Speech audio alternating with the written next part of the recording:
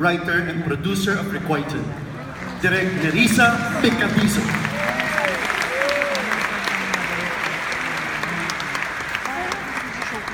Hello, good evening everyone. I'm very happy today because this is the night I've been waiting for in the last 3 years. So I'm grateful to you guys for joining us in the celebration of Requited. I think this is the Requited's birthday party. So yeah, thank you for being here. Like I said, 3 years in the making to. 1 year on and off, I've been writing. In that 3 years, I've been raising funds. And when it got into Cinemalaya, which I'm very grateful to everyone sa Cinemalaya people for including our film in this prestigious festival, this is the time na nagkaroon kami ng big platform to really put the film out there. It's a bit easier to approach people because it's part of Cinemalaya. You know, last January, there's so many nights, like last January, I remember I was here in front. I was gonna get the first tranche from Cinemalaya, and I was thinking, should I get it? Because I don't know how to finish the film. The budget was not enough, and I wouldn't be standing here. The film wouldn't be finished if not for the people who helped to make it happen. And they'll be introduced here, and then our sponsors who are here and people who help us there. You know who you are. Thank you. Like I said, this is not only a passion project, but for me this is a testament of faith because there's so many times I wanted to quit and that I was doing it all on my own. Being a director and producer on your own is such an epic cause of stressful situation. I don't recommend it, but I know I had to do it before, so I have an experience of juggling those things. But on a feature film, that's really, really hard.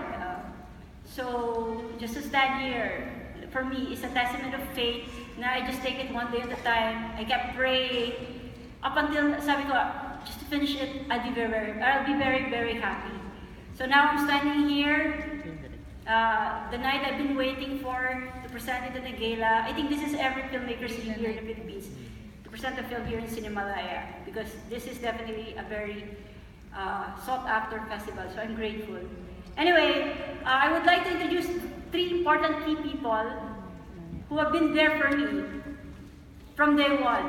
They never left me, especially the first 2. They're like my left and right hand. I would like to introduce our line producer and production manager, Mr. Maxi Evangelista. Yeah, super dedicated and super devoted. I don't know how to finish this film without him. Siya yung kasama ko, organizing everything. The other one is my sister, who happens to be my associate producer, continuity, my everything, my comfort zone. I'm cool on the set, pero when I'm home, siya yung shock absorber of all my stress. So, here's my sister, Nikki Picadizo. Taking this opportunity then to acknowledge my dad who's here in the audience, and then my tito, ayun, sister ko. I'm happy na dito sila. Because in the beginning, my dad wasn't really supportive of my thing, but he gets to appreciate what I do now. So thank you. Another important person is our director of photography, Jay Evangelista. Super to. Nung mag-isa pa lang ako, siya kasama ko going to meetings and signing contracts. Kasi wala pang kasama nun. Super. And even trained Anna for this biking scene. So thank you, Jay. I'm now giving the floor to our host, who happens to be one of our executive producers from Lunar Saints Production, and also one of the actors in this film. And I'm grateful, 5 years ago I met him when I was just doing Astray. Now we're collaborating. And I'm grateful for this person, who happens to be our host again, Mr. Romel Luna.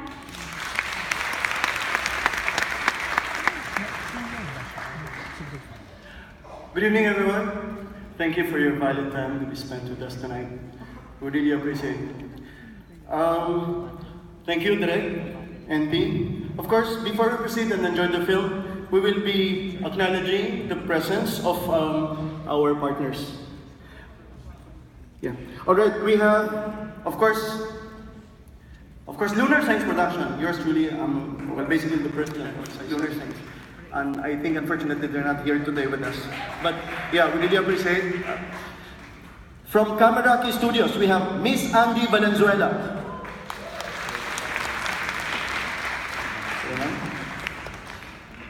We have also Mr. Yusuf Abdul Wahab. A round of applause, please. Mr. Martin Andres. Martin. Of course, from CMB Film Services, we have Mr. Jim Baltazar. How about Miss Jem Santos Kiambao? Miss Jem? Mr. Anthony Sadi.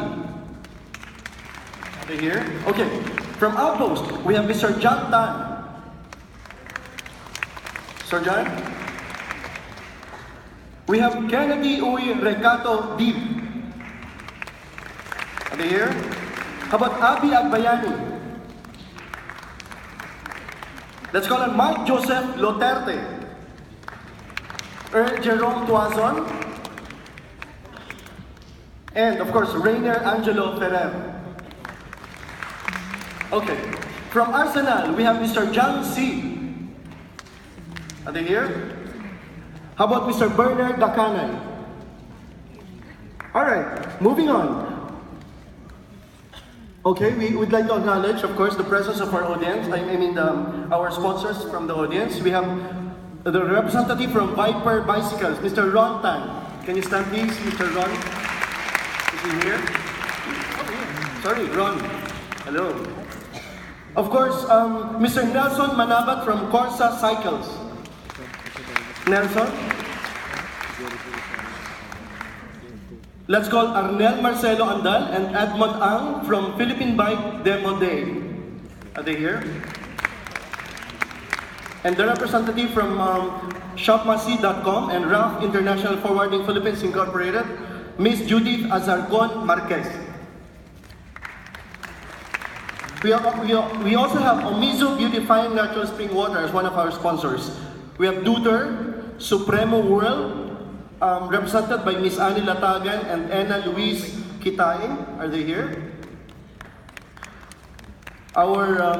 We have Tinay Kipoy. Any representative from Tinay Kipoy?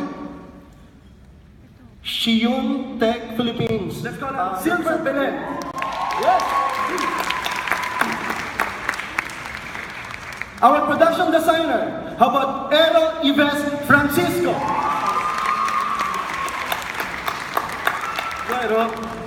Of course, our musical scholar, we have Chi Capulong. Our location manager and assistant director, Lucky J. De Guzman. Lucky. Our camera operators, we have Justin Hasso and Marvin Reyes. Are they here? Our gaffer, Jay Lincioko. Drone camera operator, Edward Gomez. Is he here? He's here. There.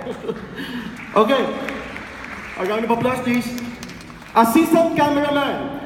Martin Dingong and Christian Gonzalez. Guys, where are you? Andito ba sila?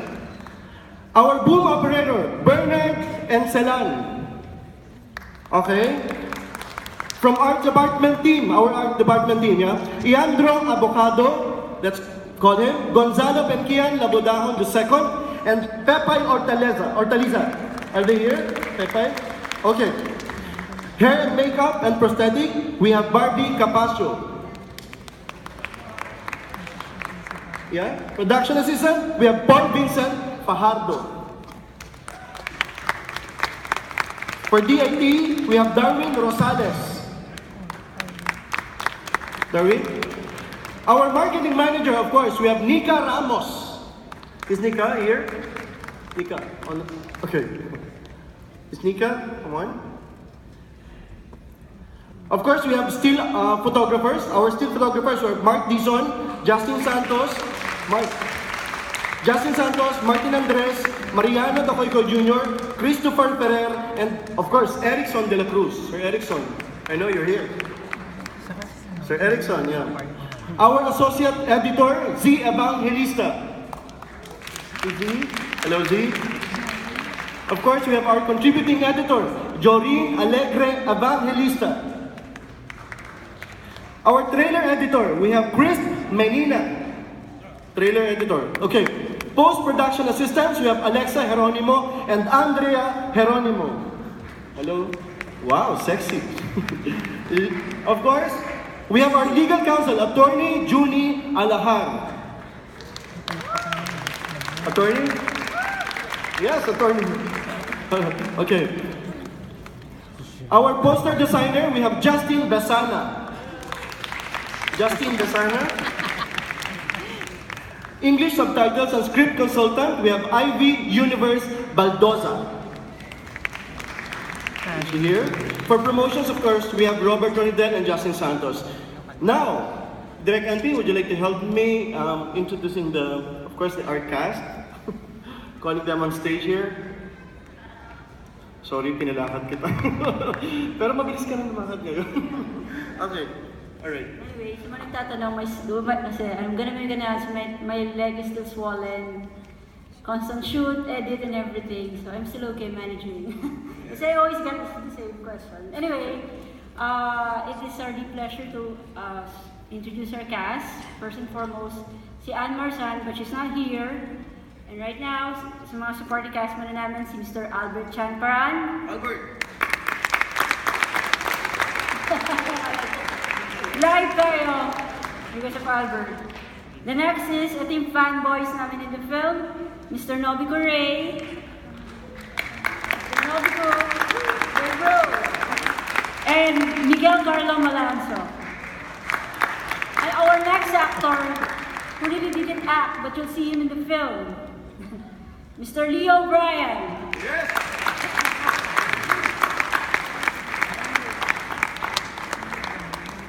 This guy, he wrote to me, sabi niya, Nerissa, I'll help you, I'll act in there. And I'm really grateful to him. And this is Mr. Richard Kwan. Great actor, Richard Kwan.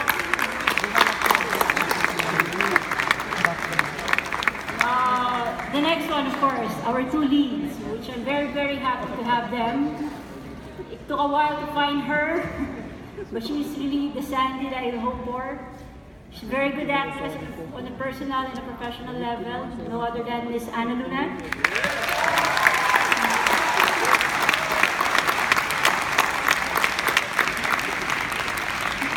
And of course, the man of the hour of the film. I think Requited wouldn't be Requited if not for this math person. He's been very supportive and a great collaborator, Mr. Jake Cuenca.